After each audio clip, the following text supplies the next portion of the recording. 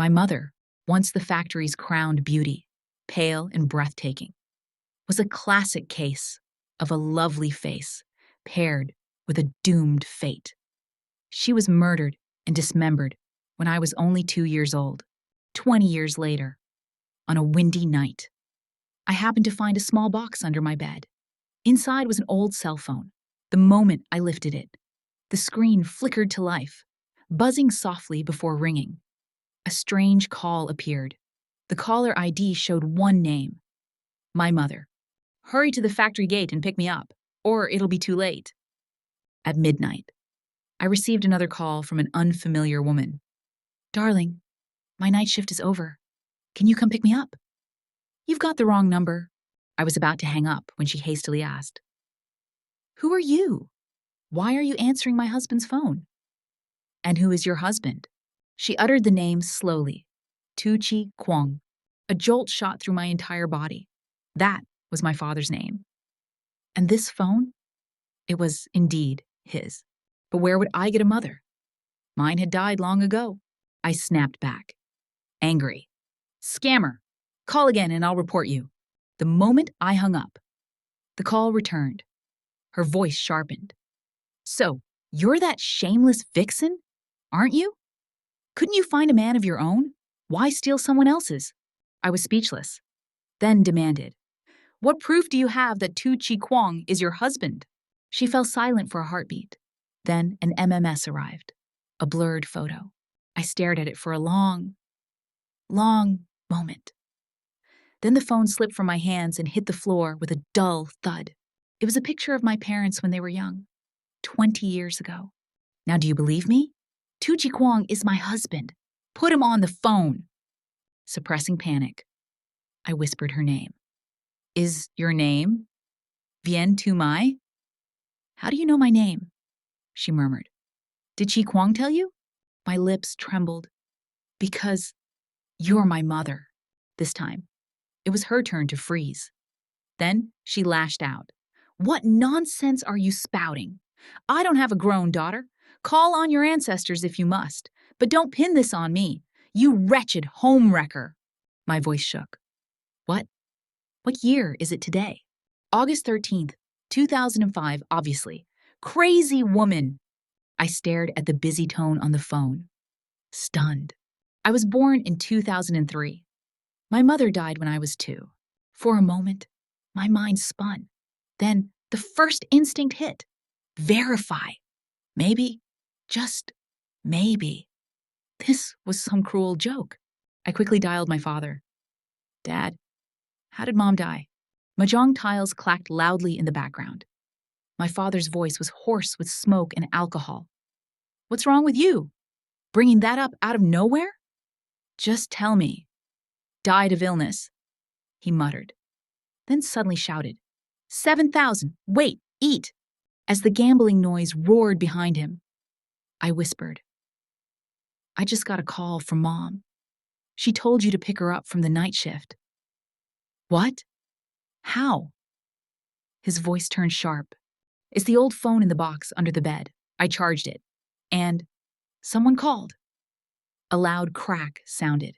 He hung up. When I called again, his phone was off. Helpless. I sent him the old photo and went to bed. By dawn, he had sent a string of messages. "Don't answer strange calls. That phone's been dead for years. It can't possibly ring. Throw it away, as far as you can. Don't tell your aunt or grandmother. Just do what I say. I would never hurt you."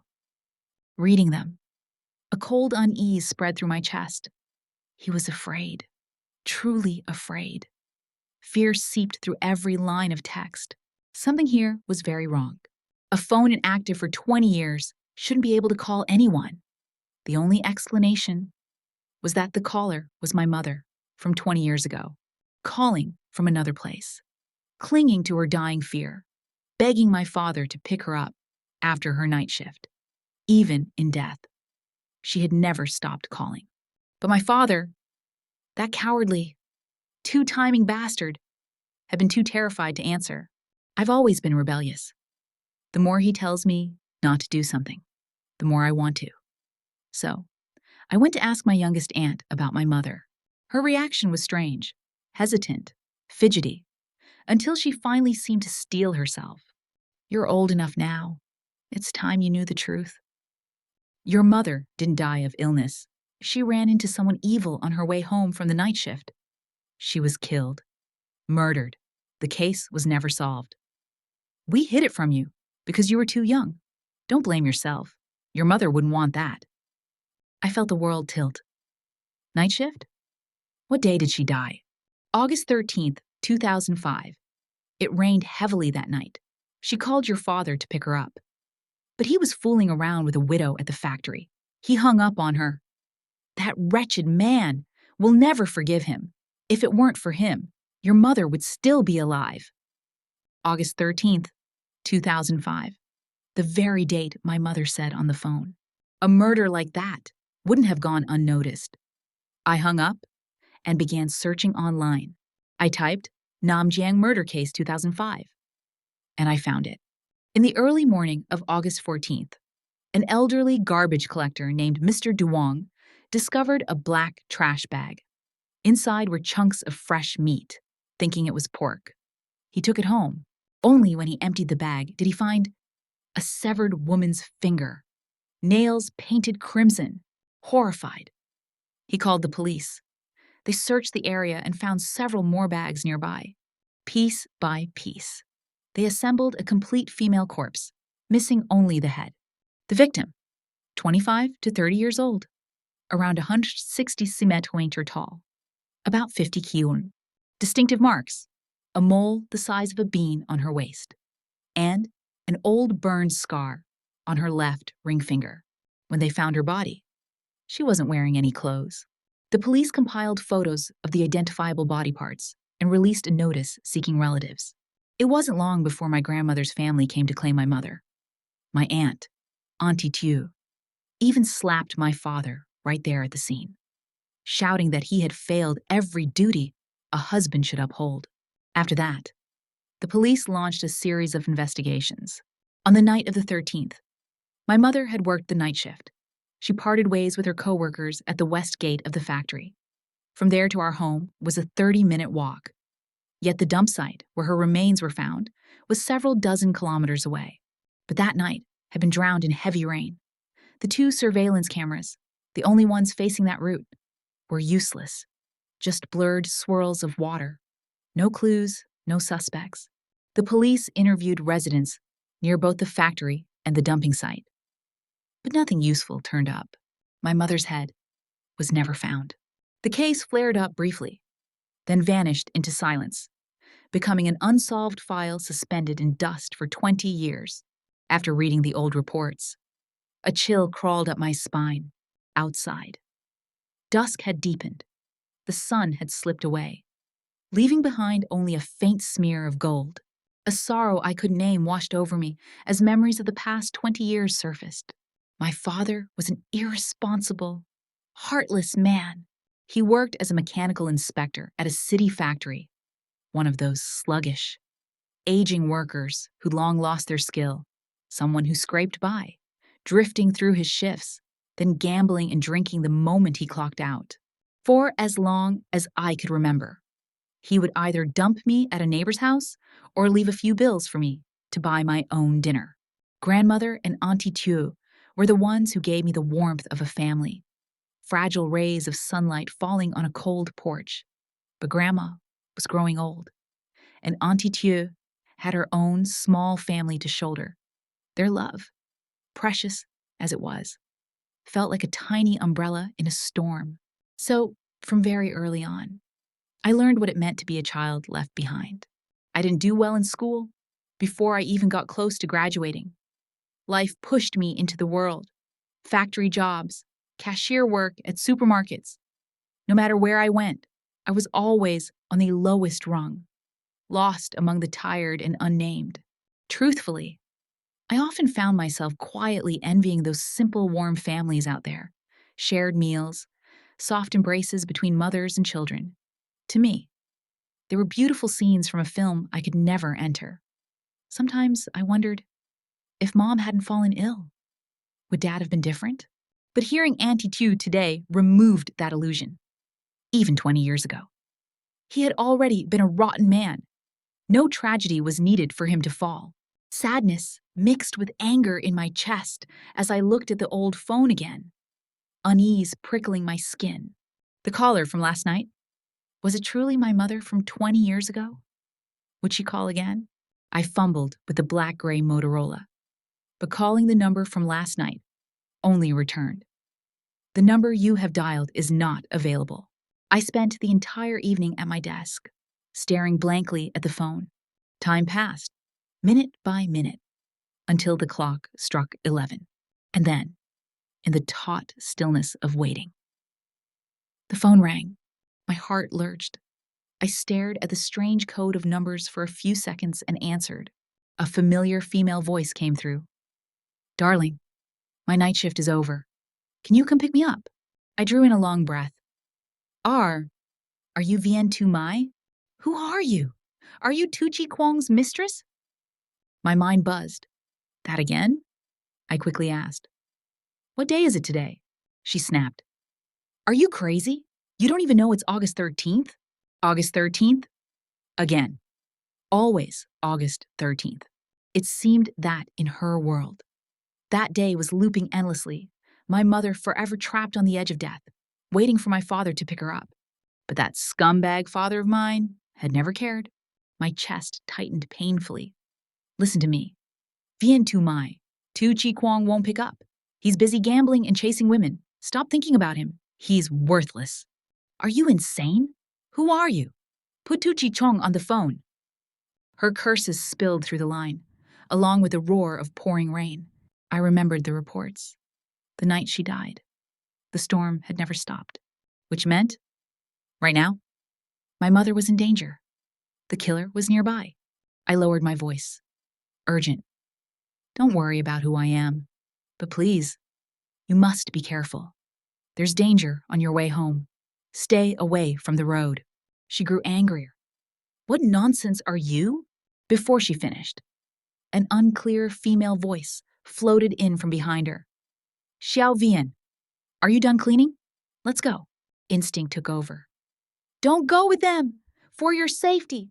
Stay inside the factory. Don't leave tonight, no matter what. My mother had been attacked after parting ways with coworkers at the West Gate. If she stayed inside, if she just spent one night in the factory, she could avoid the entire tragedy. But she didn't believe me. She scolded me and hung up with a sharp click. I called back, but just like before, the robotic voice answered. The number you have dialed is not available. I paced the room in frustration. The words from the news swarmed through my mind, weaving grisly images. She had been young, fiery-tempered, walking home in the storm, carrying her anger. Maybe she had argued with that beatstead. And then, dismembered. Oh, Mother, what am I supposed to do for you? That night, refusing to accept fate, I kept calling again and again. Every time. The number you have dialed is not available. Only when the sky outside turned silver gray. Dawn quietly brushing past my window. Did I finally lower the phone in defeat? I turned on my computer and searched the case again, wanting confirmation. And then, I froze. The article had changed. My mother's murder remained the same. But the co-workers' statements in the police investigation were different.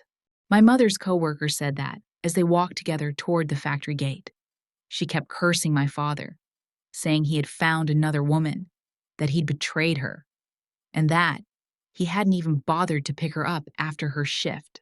But when the police traced the lead and found the woman, Ms. Tin, the one rumored to be having an affair with my father, she denied everything. She insisted that on that stormy night she had no contact whatsoever with Vien Tu Mai. She said she had been sick and went to bed early. Her parents and her children could testify. The police checked the call records at the local mobile carrier branch. And yes, her statement was true. In the end, the entire case once again sank into mystery, remaining unsolved after 20 years. After rereading the report, my heart twisted in a strange mix of sorrow and relief. Sorrow, because I still couldn't save my mother. Relief, because my call had changed something. The outcome of her final night had shifted. If I found a better, more effective method, could I save her? I thought and thought, racking my brain, until finally an idea sparked. At exactly 11 that night, my mother called again. "Darling, my night shift is over. Can you come pick me up?" Hearing that familiar voice, my palms immediately grew damp with tension. This time, I didn't hesitate. I spoke directly. "Hello, may I ask, are you Miss Vien Tumai?" She paused. "Yes. And you are? How do you have my husband's number?" "Your husband, Tuchi Kwong, got into a car accident on the way to pick you up. He's currently being rushed to the hospital."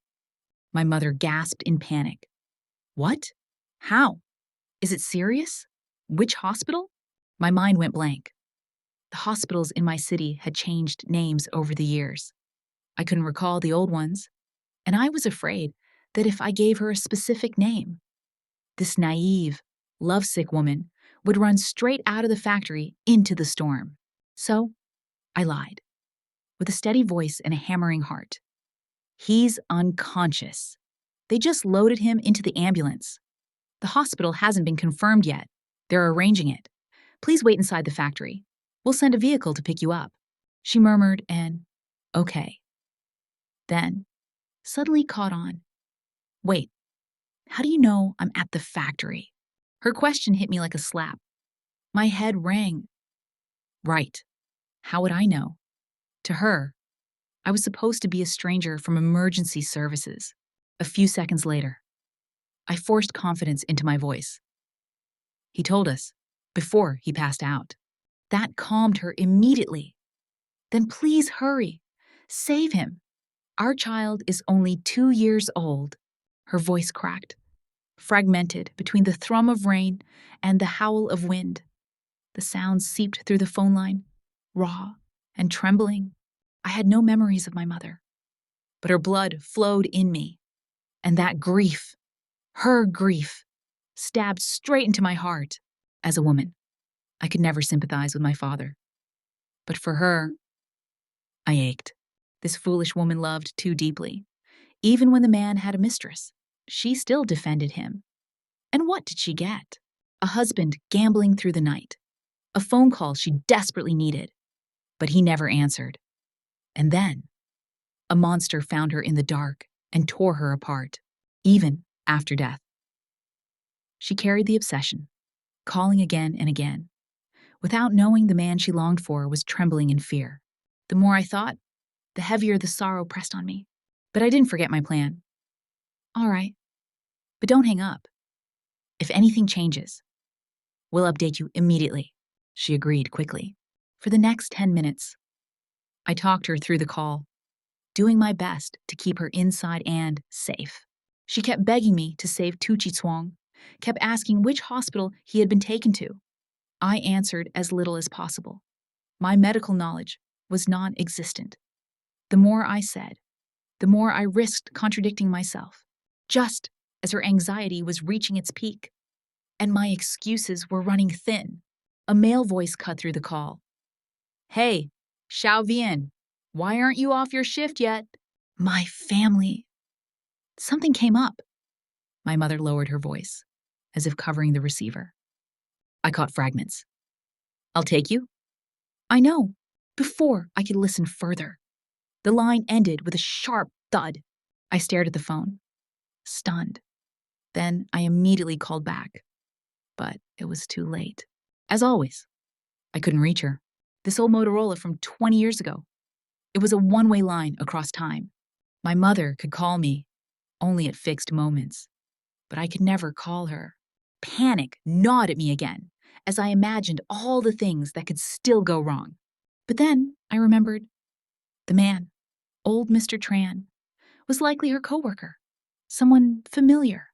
If he had offered to walk her home, then this time, she should be safe.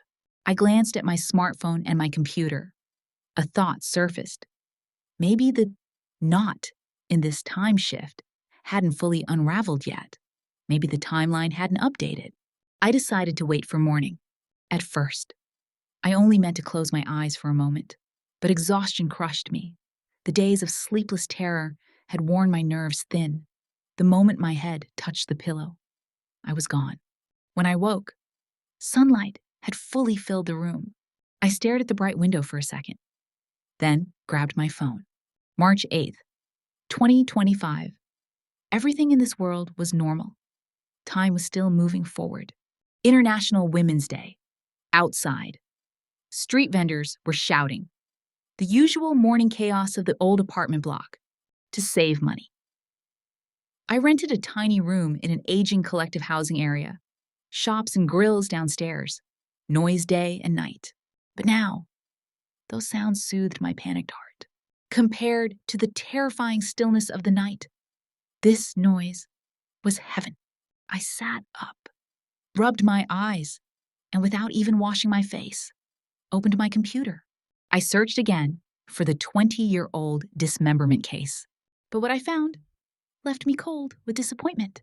The news article had reverted to its original version.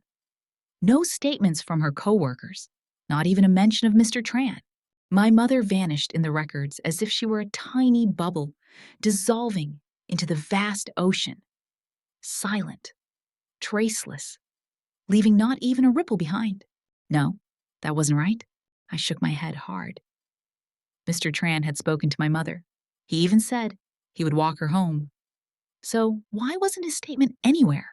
Could the killer be Mr. Tran?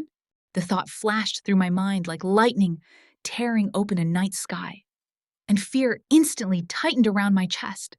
I jumped to my feet while brushing my teeth. I dialed my aunt. How exactly did my mother die back then? So you figured it out? My aunt gasped softly, then slowly, heavily, began recounting everything, exactly the same as last time. I inhaled sharply. So time in the present was still moving normally, but memories were being updated along with the altered events of the call, except for me. No one else knew anything had changed. I pressed on. Auntie, do you still have the contact information of my mother's coworkers from back then? She fell silent for a moment. I did, but they were all landlines. No one uses them anymore. Why? Are you trying to find them? Yes. How can I track them down? She lowered her voice. The only way is to go to the old factory dormitory and ask around. It's been 20 years. I don't know if anyone is still there. Half an hour later, I was in a taxi heading to the Hongdang Machinery Factory residential compound. On the way, I reread the old documents. The Hongdang Machinery Factory dorms consisted of 3 buildings, constructed in the early 2000s through collective investment. Back then, demand far exceeded supply. So, apartments were distributed via lottery. My youngest aunt said my parents were lucky. They had just married when they won a unit. Their home had been on the first floor. Unit 2. Building 2. A bit over 60 square meters. 2 bedrooms and a living room. It cost 48,000 yuan at the time. My aunt told me that before marriage. My father had been irresponsible and never saved a cent. His side of the family was stingy as well. So, out of the 48,000 yuan, my mother had saved 10,000 herself, and the rest was borrowed bit by bit from my grandparents. The files described the buildings as fairly new. But in reality, I looked at the weathered 8-story blocks, walls stained, grass overgrown, and felt disoriented. Time had eroded them far beyond recognition. 20 years ago, I had lived here as a child, yet I couldn't recall a single memory. I followed the address my aunt gave me. The apartment sat low to the ground, dim even in broad daylight. The family living there had changed long ago. No one was home. I knocked repeatedly. No answer. Wandering the courtyard, I spotted an old man sunbathing against a wall. He looked at least 70 and stared at me with curiosity, probably wondering if I was here to stick ads on the stairwell. I approached him. Excuse me, did Vian Tu Mai and Tu Chi Kwang used to live here? You're looking for this place? The old man's voice was surprisingly loud. Tuji Kwong was transferred to another factory years ago. They moved out over a decade ago. And you are? Which relative of his? I'm a distant niece. A distant niece? He let out a cold chuckle. Very distant indeed. Don't even know they moved away. He didn't doubt me at all. I forced a bitter smile. When I saw pictures of my mother in her youth, with her big, bright eyes and bold brows, and then looked at myself with my tiny eyes and flat nose, I realized I looked exactly like my useless father. I pulled out a pack of Zhonghua cigarettes I had prepared, offered it, and asked about Vian Tu Mai. The old man clearly hesitated. Then his wife joined us, and together they slowly pieced the past. They were retired workers from Hongdang Machinery as well. Their account matched everything I already knew. My mother had been murdered and dismembered on her way home from the night shift. Her head had never been found. The killer remained unidentified. The couple sighed repeatedly, saying she had been kind, cheerful, warm, a good person. The old woman shook her head. Good people have bad fates. Poor little Vian, so young, and gone just like that. She stood up, saying she had food on the stove, leaving me alone with the old man. This was my chance. Uncle, do you know anyone named Old Tran? He worked with Vian Tu Mai, maybe in the same workshop? The old man froze. Suspicion clouded his murky eyes. He stared at me for a long time, then slowly shook his head. No, I don't know him. We weren't from the same workshop. Disappointment hollowed me out. I thanked him and continued asking around the neighborhood, but the others were either newcomers or had no memory of the past. By now, it was noon. The sun was blazing, yet a chill crawled up my spine. I felt trapped in a whirlpool. The more I struggled, the less I understood. Investigating a 20-year-old murder. Even the police couldn't solve it. How could I? Hopelessness wrapped around me. I had no plan, only heavy, dragging footsteps towards the bus stop. I stood there for a long moment. Then it hit me. Why not contact the retirement office or HR department of Hongdang Machinery? They would have all employee records. Finding a man surnamed Tran would be effortless. But when I dialed the numbers listed online, both were unreachable. I searched again, and cold dread seeped through me. Hongdang Machinery Factory had gone bankrupt years ago. The unit no longer existed. Its employees had been reassigned to various factories or city retirement offices. To investigate further, I would need considerable effort, or help from the police, or someone well-connected. Both of those options were beyond my ability. I could only sigh at how times had changed, how the past had long been buried beneath layers of dust. Its truth nearly impossible to see. Was I supposed to live the rest of my life, trapped with these desperate calls from my mother 20 years ago, forced to watch, again and again, as she died brutally while I remained helpless, dragging my leaden feet? I made my way to the bus stop and rode back to my tiny rented room. My thoughts were tangled, a ball of yarn whose ends had vanished, a chaos with no place to begin. I collapsed onto the bed and slept straight through the afternoon. By the time dusk fell, my youngest aunt called me. Did you find your mother's coworkers? I replied weakly. No, nothing useful. I only found the neighbor living across from our old place. But they didn't know much. My aunt made a thoughtful sound. The neighbor across? Was it the Tran family? Back then, your mother called him Old Tran. He worked in the same workshop. What? I shot upright. That man was Old Tran? Yes. He was already over 40 at the time. Worked with your mother. Drove a motorbike taxi after shifts. Straightforward, enthusiastic, always helping others. A swarm of bees seemed to burst open inside my skull. Then, a flash of cold white light cleaved straight through the fog of confusion. So, he was Old Tran. He was the last person who spoke to my mother on the night of the murder, which meant he was either the killer or the last witness. Otherwise, why hide for 20 years? Why tremblingly deny everything?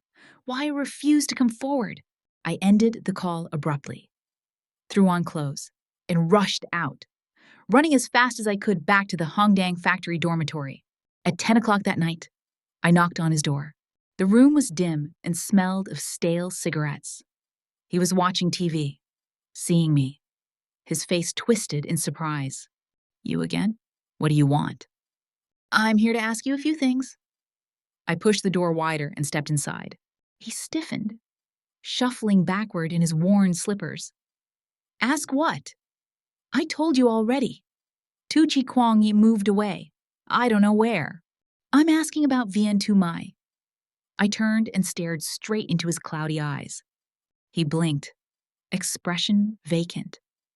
Vien Tu Mai? I told you this morning. She's been dead for years. To be honest, I didn't see any obvious guilt in his face. If anything, he seemed perpetually frightened, but not especially frightened because of her. I wavered.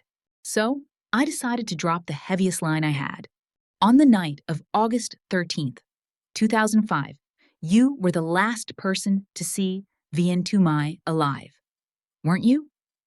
You? What nonsense are you spouting? Who are you really? He stared, eyes widening.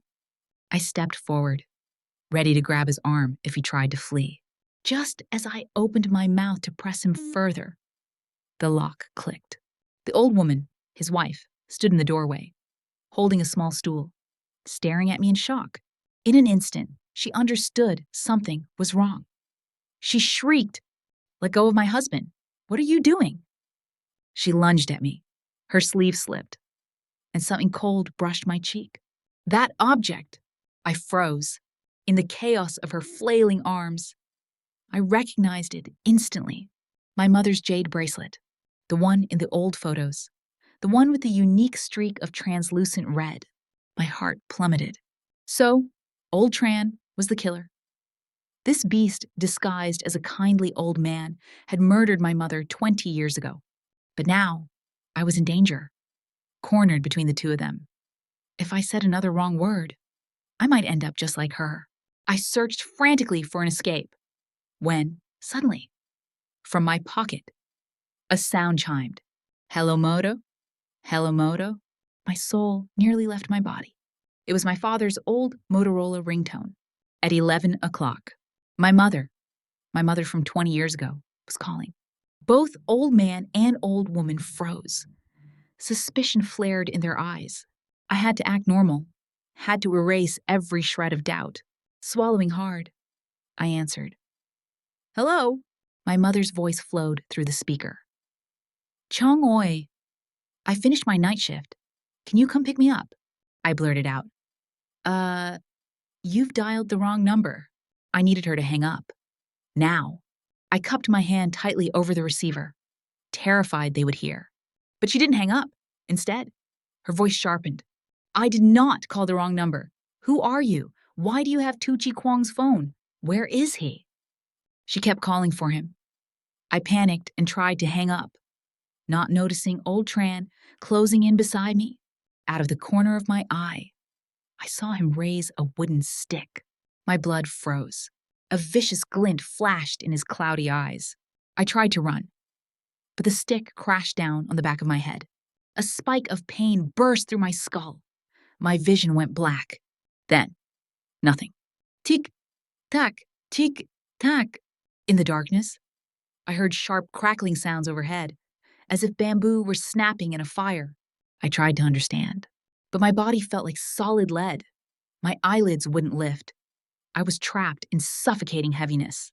Some part of my mind screamed, wake up, or you will die. I forced every muscle, every nerve, to move. Finally, my eyes cracked open. Dim slivers of light seeped in through gaps in the walls. Above me was a corrugated metal roof, and the noise I heard was the sound of heavy rain striking it. The space around me was cluttered with discarded junk. A tiny storage shed, no more than 8 square meters. I tried to move, but my wrists and ankles were tied tight, my mouth stuffed with cloth. I dragged myself toward the door, slamming my weight against it. But it didn't budge. Through a narrow gap, I peered outside. The corridor beyond was pitch black. Suddenly remembered, This tiny storage shed was the one set up right across from old Tran's place. A blind spot on the first floor. No one ever passed by, except the old couple. And I was certain they were right outside. If I made even the slightest noise, I might not survive the night. As I was trying to figure out a plan, footsteps rustled across the tin roof above. I pressed my eye to the gap in the door. The old woman had come. She was standing outside, her expression twisted and unreadable, silently staring. A few seconds later, old Tran hurried over. "What are you standing here for?" "I just wanted to check, to see if that girl's really been beaten to death." "What's there to check? Leave her locked in for a few days. If she stays quiet, we'll deal with the body then." The old woman's voice trembled. "Maybe we don't need to. She probably doesn't know anything." "Doesn't know?" He let out a chilling laugh. "She's Vian Tumai's daughter. Didn't you see her ID? She came here to avenge that old woman." She coughed twice. "Old Tran, you say one more word, and I'll deal with you too." Silence fell immediately. Their argument stopped. But footsteps approached the door, then halted right outside. A poisonous gaze swept across my back. I felt it. I lay still as stone until the footsteps finally moved away. Only then did I dare gasp for air. From their conversation, I pieced together 3 things. First, my mother's death was truly tied to old Tran. Second, they had gone through my phone and found my ID. Third, once things calmed down in 2 days, they would probably cut me into pieces. I had to escape. I struggled, twisting, scraping, anything to loosen the rope. But it was tied too tightly. All I achieved was deepening the pain in my wrists and ankles. But in all that thrashing, I discovered something unexpected. My father's old phone was lying in the pile of junk less than a meter from me. They must have missed it while searching me, back when I felt that murderous intent in old Tran's stare. I'd used the last of my strength to hang up and shove the phone into my pocket. A tiny stroke of luck. I forced my body toward it and finally managed to pull it into my chest. I had no idea what time it was. Judging from the fading light outside, night had just fallen. If so, my mother would call again soon. A sudden thought struck me. I was about to learn the truth behind her death. Summoning every bit of strength I had, I pushed my cheek against the wooden door plank, slowly forcing the filthy rag out of my mouth. My tongue, numb and pinned, struggled to move. I didn't know how long it took. Long enough for dizziness and nausea to crash over me. But eventually, the foul cloth slipped free. I gasped for air like someone surfacing from drowning. The old phone was practically useless. No functions except receiving her calls and displaying one ancient MMS. Even the clock was broken. All I could do was listen to the faint chirp of insects drifting through the night outside, letting the rhythm of their calls tell me the hours were passing. Then a cold thought stabbed into my mind. When she calls, would the ringtone alert the old couple? I began practicing quickly, tilting my head, gripping the call button between my teeth. After a few tries, I could do it smoothly. Finally, the call came. The familiar, bone-chilling ringtone rang for barely a second before I bit down and answered. On the other end was a voice I could never forget. Even in ashes, "Chong Oi, I'm off my night shift. Can you come pick me up?" My nose stung with emotion. I lowered my voice. "I'm not Tu Chi Kwong, but I know all your secrets. You avoid the public bathhouse not because you are shy, but because when you were little, an old man hiding inside molested you." My mother gasped. "You?" I didn't let her speak. "In middle school, you ran away from home after your father beat you senseless for skipping class. You nearly froze to death outside. In high school, you had a crush on a dark-skinned boy who played guitar. But later, you found out his private life was awful. You agreed to be with Tu Chi Kwong because he picked you up after work every day. He seemed dependable. You stopped writing in your diary at 5 months pregnant because you were exhausted, overwhelmed, and didn't have the strength." All of these details, I had read them myself in her diaries. Her final entry ended at 5 months. I said them so she would believe me. I didn't know if it worked, but it was my only chance. Silence stretched for a long time. Then her urgent voice came through. Who are you? What do you want? I inhaled deeply. It worked. I leaned closer to the phone and whispered, I only have one request. Don't hang up. Keep this phone with you until you reach home. You? Are you insane? Do you think phone credit is free? Who are you? I'll pay you back twice the amount. Just remember what I said. I weakened, speaking faintly. When you get home, I'll tell you everything. And if I don't? I spoke directly into the receiver. Then I won't hesitate to hurt your daughter. She's 2 years old, isn't she? The moment I said it, she panicked completely. Don't you dare touch Meow Meow. I'll listen. I'll do whatever you want. I froze for a moment. So, I had a childhood nickname, Meow Meow, one I had never heard in my life. Then I heard rustling, as if she were gathering her things. A co-worker's voice called, Xiao Vian, you done packing? Let's go. You go first, my mother replied. I'm waiting for Tu-Chi Kwong. All right then, we'll go ahead, the female co-worker said. The sound of rain on the phone grew louder. My mother had clearly stepped outside. After a moment of silence, several car horns blared.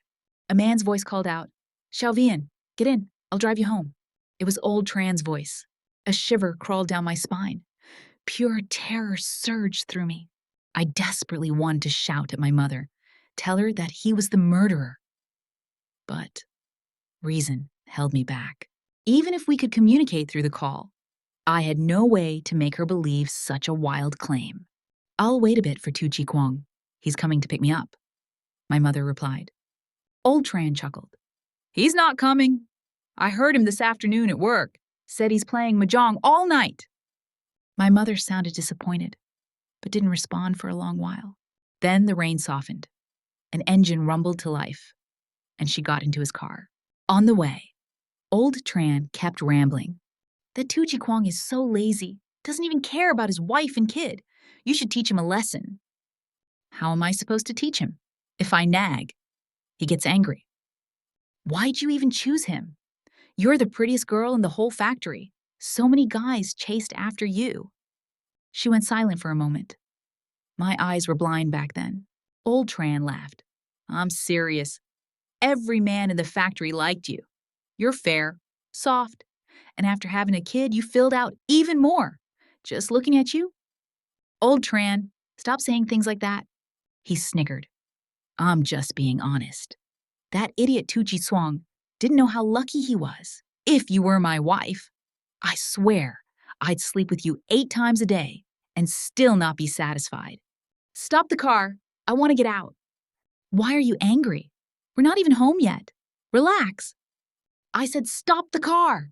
Her voice rose. Let me out. His voice rose even higher. What the hell are you suddenly freaking out for? Sit still. You're harassing me. Do you believe I won't tell your wife? Old Tran scoffed. You think I'm scared of that yellow-faced old hag? If I did it right in front of her, she wouldn't dare make a sound. Fine. I'll report you to the factory for harassment. See if you're scared then. My mother's toughness stunned me, but fear clawed at my chest. In a confined space like that, enraging a man like him could only end in disaster. I was burning with anxiety, but I had no way to warn her. There was silence for a few seconds. Then, my mother screamed. What are you? Don't come near me. You filthy beast! Get away from me! A moment later, her voice turned muffled, as if someone had covered her mouth. There were sounds, those indescribable, horrifying sounds, accompanied by a man's heavy, animalistic grunting. A wave of nausea and rage crashed over me. That filthy old monster! Why won't he just die? My heart tore apart. For what she suffered, for being powerless to stop it. I bit down on my lower lip until the taste of blood filled my mouth. Old Tran snarled. Feels good, doesn't it? Better than Tu-Chi Kwong, right? My mother's sobbing cut through the line. Beast! I'm calling the police. What did you say? I'll report you, she screamed through tears. A series of slaps, crack, crack, crack, burst through the phone. Old Tran roared. You filthy whore! You dare hit me? If I don't beat you to death today, I'm not a Tran. No, help, help, oomph. Her voice grew weaker, then almost vanished.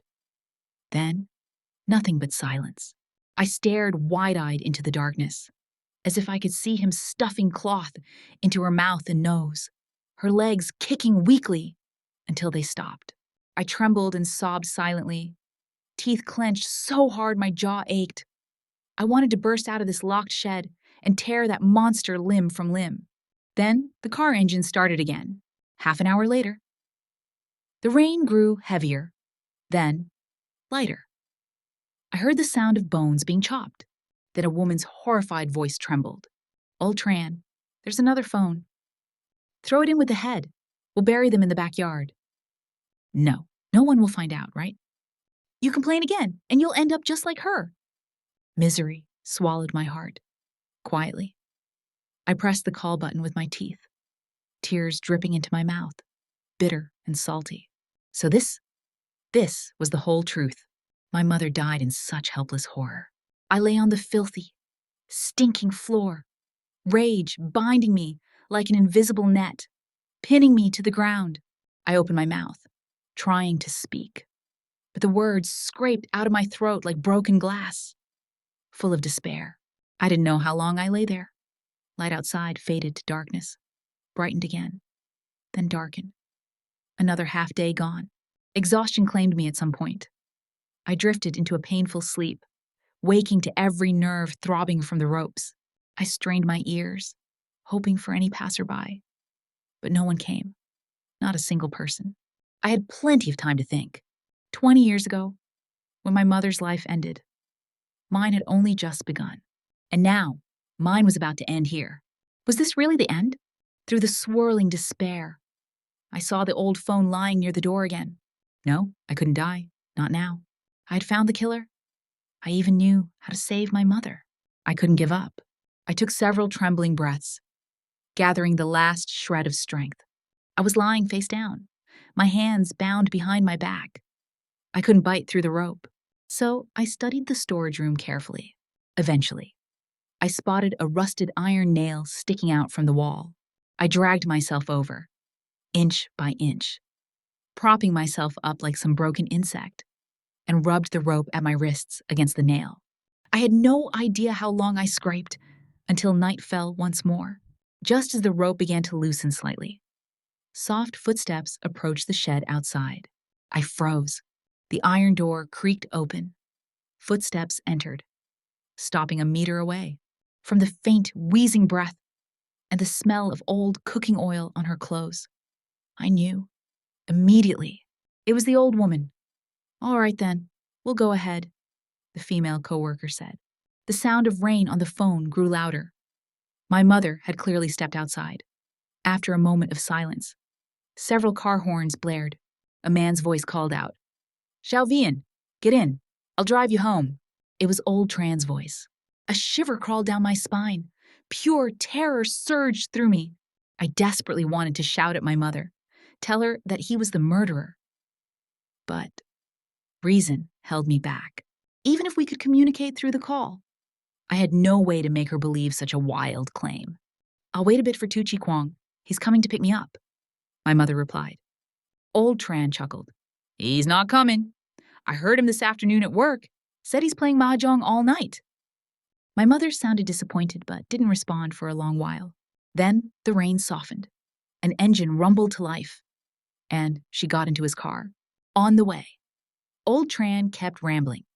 That Tu Chi Kwong is so lazy, doesn't even care about his wife and kid. You should teach him a lesson. How am I supposed to teach him? If I nag, he gets angry. Why'd you even choose him? You're the prettiest girl in the whole factory. So many guys chased after you. She went silent for a moment. My eyes were blind back then. Old Tran laughed. I'm serious. Every man in the factory liked you. You're fair, soft, And after having a kid, you filled out even more. Just looking at you. Old Tran, stop saying things like that. He snickered. I'm just being honest. That idiot Tu Chi Kwong didn't know how lucky he was. If you were my wife, I swear I'd sleep with you 8 times a day and still not be satisfied. Stop the car. I want to get out. Why are you angry? We're not even home yet. Relax. I said, stop the car. Her voice rose. Let me out. His voice rose even higher. What the hell are you suddenly freaking out for? Sit still. You're harassing me. Do you believe I won't tell your wife? Old Tran scoffed. You think I'm scared of that yellow-faced old hag? If I did it right in front of her, she wouldn't dare make a sound. Fine. I'll report you to the factory for harassment. See if you're scared then. My mother's toughness stunned me, but fear clawed at my chest. In a confined space like that, enraging a man like him could only end in disaster. I was burning with anxiety, but I had no way to warn her. There was silence for a few seconds. Then my mother screamed. What are you? Don't come near me, you filthy beast! Get away from me! A moment later, her voice turned muffled, as if someone had covered her mouth. There were sounds, those indescribable, horrifying sounds, accompanied by a man's heavy, animalistic grunting. A wave of nausea and rage crashed over me. That filthy old monster! Why won't he just die? My heart tore apart. For what she suffered. For being powerless to stop it. I bit down on my lower lip until the taste of blood filled my mouth. Old Tran snarled. Feels good, doesn't it? Better than Tu Chi Tswang, right? My mother's sobbing cut through the line. Beast. I'm calling the police. What did you say? I'll report you, she screamed through tears. A series of slaps, crack, crack, crack, burst through the phone. Old Tran roared. You filthy whore! You dare hit me? If I don't beat you to death today, I'm not a Tran. No, help, oomph. Her voice grew weaker, then almost vanished. Then nothing but silence. I stared wide-eyed into the darkness, as if I could see him stuffing cloth into her mouth and nose, her legs kicking weakly, until they stopped. I trembled and sobbed silently, teeth clenched so hard my jaw ached. I wanted to burst out of this locked shed and tear that monster limb from limb. Then the car engine started again. Half an hour later. The rain grew heavier, then lighter. I heard the sound of bones being chopped. Then a woman's horrified voice trembled. Old Tran, there's another phone. Throw it in with the head. We'll bury them in the backyard. No one will find out, right? You complain again, and you'll end up just like her. Misery swallowed my heart. Quietly, I pressed the call button with my teeth, tears dripping into my mouth, bitter, salty. So this was the whole truth. My mother died in such helpless horror. I lay on the filthy, stinking floor, rage binding me like an invisible net, pinning me to the ground. I opened my mouth, trying to speak, but the words scraped out of my throat like broken glass, full of despair. I didn't know how long I lay there. Light outside faded to darkness, brightened again, then darkened. Another half day gone. Exhaustion claimed me at some point. I drifted into a painful sleep, waking to every nerve throbbing from the ropes. I strained my ears, hoping for any passerby. But no one came, not a single person. I had plenty of time to think. 20 years ago, when my mother's life ended, mine had only just begun. And now, mine was about to end here. Was this really the end? Through the swirling despair, I saw the old phone lying near the door again. No, I couldn't die. Not now. I had found the killer. I even knew how to save my mother. I couldn't give up. I took several trembling breaths, gathering the last shred of strength. I was lying face down, my hands bound behind my back. I couldn't bite through the rope, so I studied the storage room carefully. Eventually, I spotted a rusted iron nail sticking out from the wall. I dragged myself over, inch by inch, propping myself up like some broken insect, and rubbed the rope at my wrists against the nail. I had no idea how long I scraped, until night fell once more. Just as the rope began to loosen slightly, soft footsteps approached the shed outside. I froze. The iron door creaked open. Footsteps entered, stopping a meter away. From the faint, wheezing breath and the smell of old cooking oil on her clothes, I knew immediately it was the old woman. She stared at me for a long time, then couldn't help reaching out a hand to check if I was still breathing. She must have thought I was dead. Just as her fingers neared my face, I spoke. "Ma'am, life hasn't been easy for you all these years, has it?" She flinched violently and jerked her hand back. You're not dead? What do you want? Old Tran will be back soon." "It's not your fault," I rasped. "You were forced by Old Tran, too. He bullies you, curses you every day. You really want to live like that forever?" The old woman's eyes widened. She stood frozen in the corner, motionless, wordless. "If you report him, he goes to prison. You'll be free. If not, Vien Tumai, the woman who died, will turn into a ghost and haunt you, haunt your children and grandchildren. With your face. I can tell you're someone honest and timid. That's why he dares to bully you. Living with a man like that, it's been nothing but suffering, hasn't it? It's not too late to call the police. They won't make things hard for you." My throat was dry and raw. I had used up the last threads of strength, hoping, just hoping, she would wake up. But, to my disappointment, the old woman only froze for a moment before fleeing like a startled rat. She wasn't moved at all. Just a foolish, ignorant, cowardly old woman. Years of blind obedience to men had carved itself into her bones. To her, submitting to men was a way of life, a kind of twisted faith. She was a willing accomplice. How could someone like that help me? 20 years ago, she helped dispose of my mother's body. What was I expecting? I was still too naive. I immediately regretted speaking up. She'd surely go call Old Tran. And when he arrived, I would be done for. No, I couldn't wait for death. I forced myself upright and went back to grinding the rope against the rusty nail. I ignored the pain. My arms moved mechanically. Several times my shoulder nearly dislocated. Pain spiking so sharply, I gritted my teeth. But after a moment, I continued. I didn't dare waste even a second. Old Tran would return soon. Finally, the rope grew loose. I summoned every ounce of strength and tore the remaining fibers apart. My entire body collapsed with exhaustion. Just as I began to search for a way out, voices drifted in from outside. Old Tran and the old woman. "You stupid hag! What did you run in there for?" I didn't hear anything. I thought she died inside. "If she dies, she dies. She'll die sooner or later anyway. If she brings someone here, we'll both die."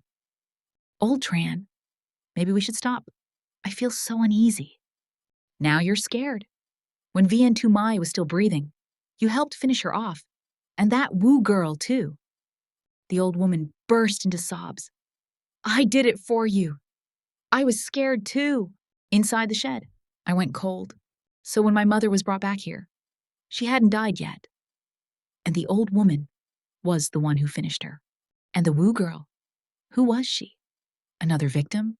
Another life crushed under their hands? These two monsters, truly disgusting.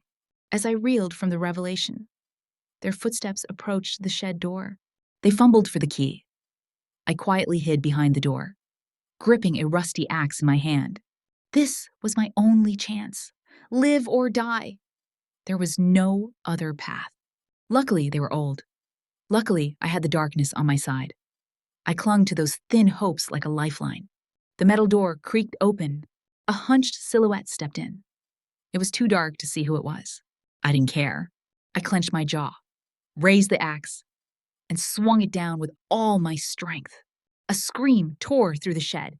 The old man collapsed with a heavy thud. The old woman shrieked and tried to run. I lunged forward, grabbed her, and dragged her inside. In that moment, a surge of strength exploded inside me. Movements fast, violent, brutal. Even I couldn't believe my own speed. Within 10 minutes, both of them were tied up securely. They had screamed a bit earlier. Maybe someone heard, but I didn't care. I wanted someone to come. But after a long silence, no one appeared. The neighbors were probably gone. I found an old lighter the man dropped. I flicked it on to check him. He had passed out. The axe had struck his back just right. Blood pouring out in a gruesome mess. The old woman's face was ghost pale. She stared at me, trembling. Don't kill us. Please, don't kill us. She hadn't dared scream loudly. That confirmed her guilt. She feared the police more than me. I squatted down, pressing the bloody axe against her neck. Then tell me, why did you kill Vien Tu Mai? She stammered. She seduced old Tran. She tried to throw herself at him. When he pushed her away, he accidentally suffocated her. I was stunned. My mother, young, beautiful, admired, seducing that rotten, filthy old man? Was the woman insane? I asked again. And the Wu girl? Why did you kill her? I was merely probing. I wasn't even sure the Wu girl was dead. But her answer shocked me again. She was a beggar, filthy and smelly. Old Tran felt sorry for her and brought her home. But the little whore was shameless, slept in his bed, tried to steal things. He hit her a bit, and she tried to climb the wall at night to run away, and fell to her death. Where's the body? My voice trembled. What? I said. Where's the body? The old woman said nothing, but her eyes flicked toward the yard. I understood instantly. They chopped her up too. Her head was probably buried beside my mother's. I inhaled deeply and pointed outside. In the vegetable patch, right? She jolted. Don't talk nonsense. So, I was right. The plot of land was barely 10 square meters. I grabbed a hoe from the shed and walked out to the vegetable patch. Then I began to dig. The smell of rotting vegetables mixed with damp soil rose around me. The pile of earth at my feet grew higher and higher.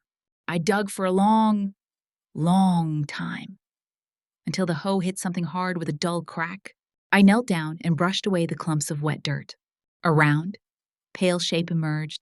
I lifted it with trembling hands, and when I faced the empty eye sockets, I felt no fear, only sorrow.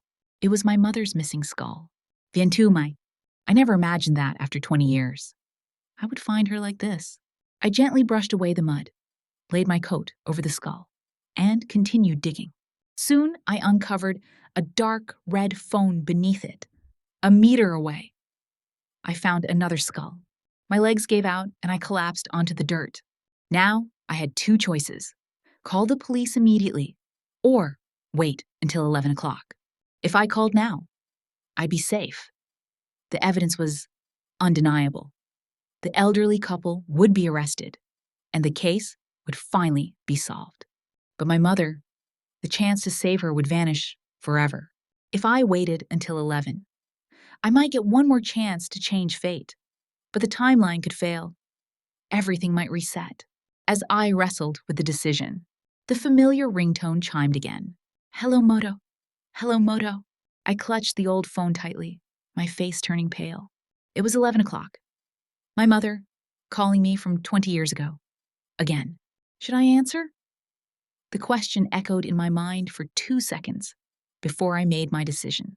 As long as there was even one sliver of hope, I had to seize it. My mother's death was far too unjust. So I bit down and pressed answer. Her voice from 20 years ago came through. Darling, I just finished the night shift. Can you come pick me up? This time, everything would be decided here. I drew a deep breath. I'm not Tu Chi Kwang, but I know all your secrets, just like before. I told her everything from her diary. As expected, she gasped. Who are you? What do you want? This time, I leaned toward the phone and whispered, I only have one request. Call the police. Call the police?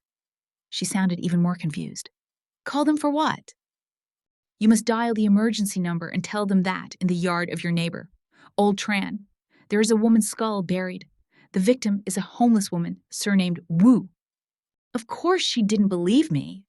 What nonsense are you spouting? Are you crazy? If I call in a fake case, I'll be arrested. You must do exactly as I say. If not, I don't mind going after your daughter. She's 2 years old, isn't she? Once again, I used the same brutal threat. She froze. Then her voice trembled. Don't hurt my daughter. I'll call right now. And one more thing, I urged, voice trembling with desperation. Don't get into Old Tran's car. Walk home with your female coworkers or stay at the factory. If what? I took a deep breath, my fingers tightening on the phone. If you must get in the car, don't resist. Just endure it. Your life is more important than anything. Please. She murmured something incoherent, then hung up. My heart pounded violently as I stared at the disconnected phone. Standing amidst the messy soil I had dug up, beside me were the 2 ghastly skulls. Above me was a pale moon. I looked up at it blankly, wondering, by this time tomorrow, would I still be alive to see it? I had already imagined the worst outcome. My mother wouldn't send the message in time. She'd expose something during the call, still be killed and dismembered, and old Tran would become suspicious. Then the skulls wouldn't be buried in the vegetable patch. I wouldn't be able to ambush them. Everything would collapse. Maybe all of us would die. But how would I know if I didn't try? I wanted to gamble again. For my mother's life, I was willing to pay any price. I sank onto the muddy ground, hugged my mother's skull tightly, and eventually slipped into sleep in a daze. I had no idea how long I slept, until a light crackling sound jolted me awake. I opened my eyes. For a moment, I was disoriented. A dark, foul-smelling room. Rain tapping on the tin roof. Morning light seeping through. This looked like Old Tran's shed. Why was I still in his shed? Shock slammed into me. I stood up. Too easily. My hands and feet weren't tied like before. Yet something still felt wrong. As I panicked, the shed door creaked open. A woman stood, framed by the light, staring at me. Her face was hidden in shadow, but her figure looked familiar. It was the old woman. Despair swallowed me whole. Had I really failed? Had my mother still been dismembered? Was I imprisoned all over again? My heart felt like it was being sawed apart by a dull blade. But then, she spoke. Who are you? Why are you in my storage shed? I froze, step by step. I walked outside, under the daylight. I finally saw her clearly.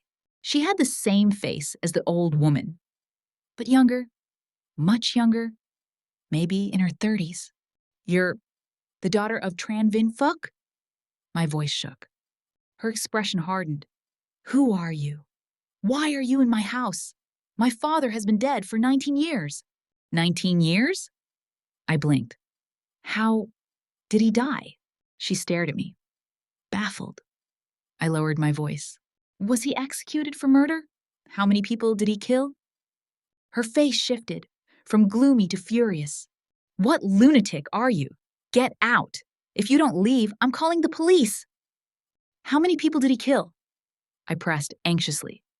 She exploded. She grabbed an iron shovel and swung it at me. Startled, I dodged and bolted down the stairs. Once I ran, far enough. I noticed the vegetable patch, the muddy soil where I had dug up the skulls, had been replaced by cement. I caught my reflection in the shop window nearby. The gaunt, small figure I knew was gone. I was taller, healthier, with fairer skin. What had happened in all these years? Where was my mother? Viens tu mai? Unease churned inside me. I didn't have a phone, but I still had a few crumpled bills, enough to catch a bus back to the rented room. I knocked. A chubby, middle-aged man opened the door. Who are you looking for? I glanced inside. It wasn't my home anymore, I asked hesitantly. Do you know Viens tu mai? He frowned, shook his head, and slammed the door shut, standing on the street, dazed. I realized I didn't even know where to look for her. Maybe I could go to an internet cafe and search for news from that year. This time, everything went smoothly. I didn't have my ID card, but I remembered the number. After some fumbling, I logged onto the computer and typed with trembling fingers, 2005 Namjiang homicide case. The news popped up quickly. At dawn on August 14, 2005, a concerned citizen surnamed Vian reported to the police. A woman's skull and clothing remnants were discovered in the Hongdong residential compound. The skull belonged to a woman around 30 years old. After interrogation, Tran Vin Fush confessed to luring a homeless woman surnamed Wu, assaulting and abusing her for days, then killing and dismembering her. He pointed out multiple dumping sites.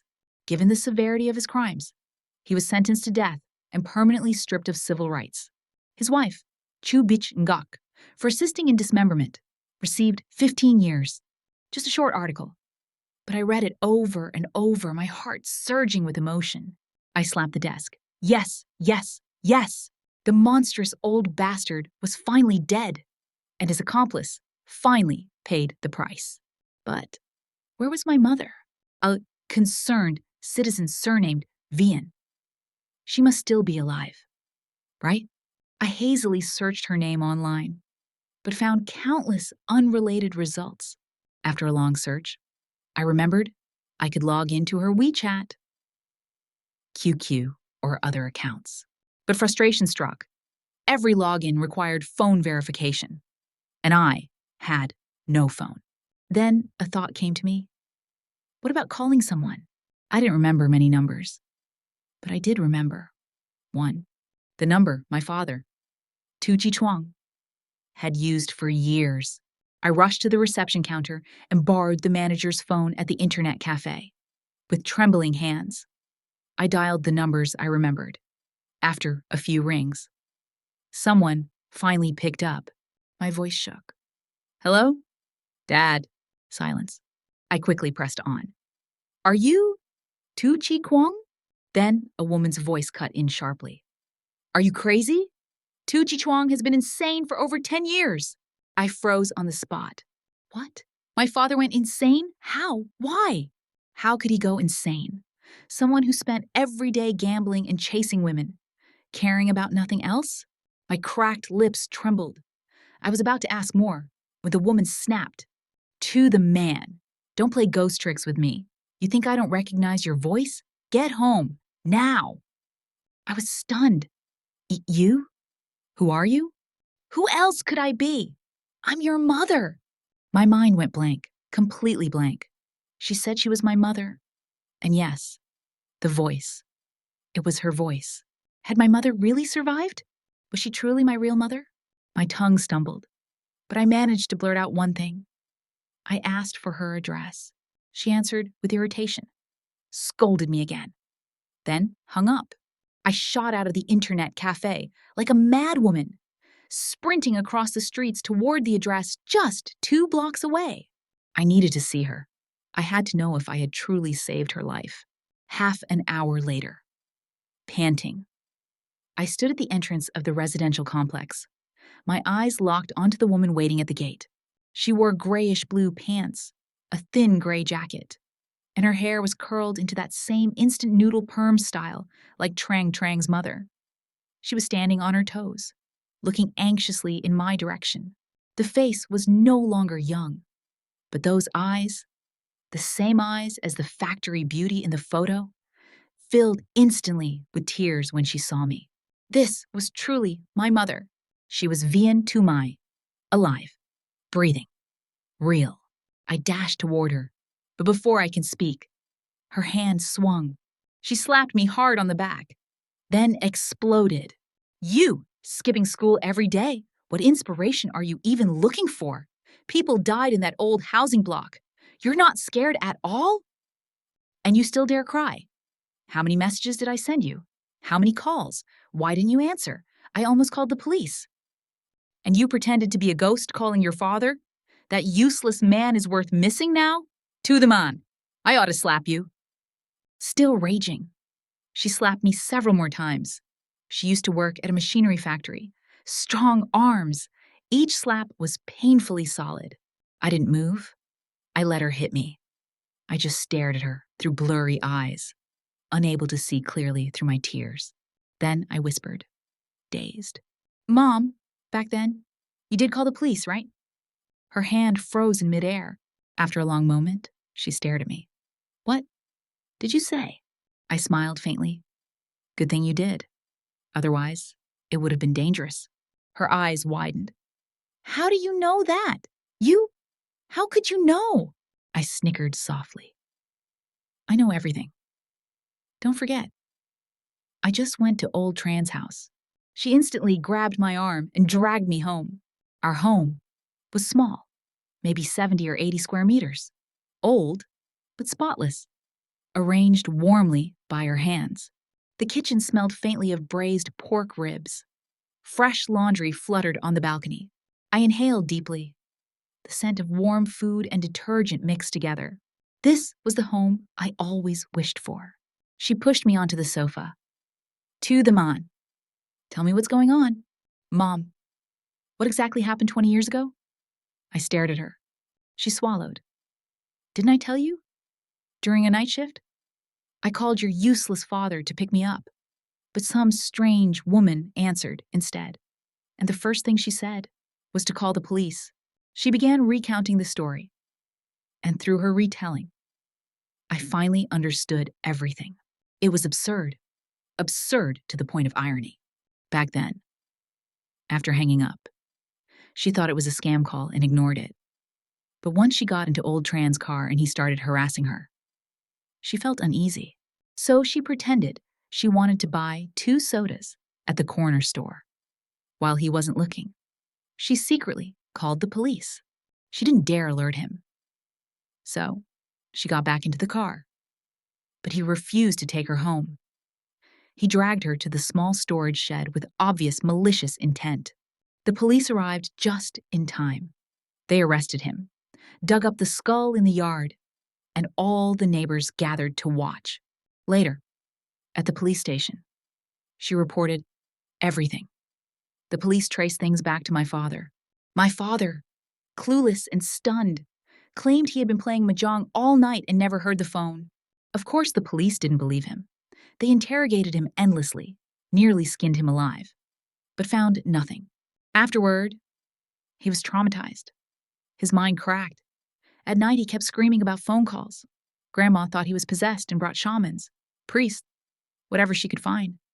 But it only got worse. Soon, he was admitted to the psychiatric hospital. That useless man has been locked up for more than 10 years now. My mother sighed. He can't be released. The moment he's out, he starts screaming and attacking people. She sighed again, explaining how his treatment had already drained all of my grandparents' pensions. I grinned widely. Good. Very good. It was better that he'd been locked away long ago. He would have wasted their pensions anyway at the mahjong tables. Before, I thought men only behaved when hung on the wall. Turns out, being locked in a psych ward works too. Considerate revenge for my mom. If my useless father hadn't ignored her call, she wouldn't have died at old Tran's hands. Maybe I grinned too brightly. My mom shot me a glare. You've been writing novels until your brain melted? Why are you acting mysterious like this? You're already in your 2nd year of high school. If you like writing, write. I don't object. But don't go to such dangerous places again. And you're going back to school today. Come home early. Got it? I laughed and cried at the same time. So I didn't have to drop out to work in a factory. So I could live freely. So I actually had a mother. Still laughing through tears, I asked, Mom, do you know who answered the phone 20 years ago? She swallowed. Probably the ghost of that homeless woman. Don't talk about it. It's creepy. I quickly dug into my pocket, pulled out my remaining bills, and shoved them into her hands. I promise I'll pay you back for the phone credit. Double. This is all I have now. Take it. What? She stared at me as if I'd grown horns. She stood up abruptly. To the man. What What are you saying? I looked up at her. Mom, didn't you used to call me Mew Mew? She froze. You? The one who picked up the call was... Yes, it was me. I nodded hard, feeling a relief so deep it made my chest tremble. The nightmare would not return. Never again.